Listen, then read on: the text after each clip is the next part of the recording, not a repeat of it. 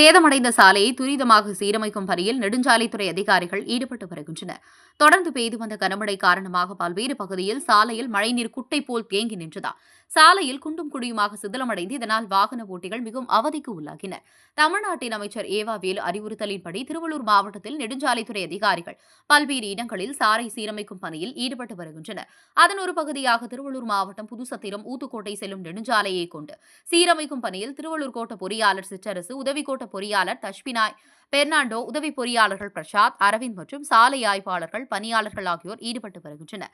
தற்போது சாலை சீரமைக்கப்பட்டு உள்ளதால் பொதுமக்கள், வாகன ஓட்டிகள் மகிழ்ச்சியடைந்து உள்ளனர்.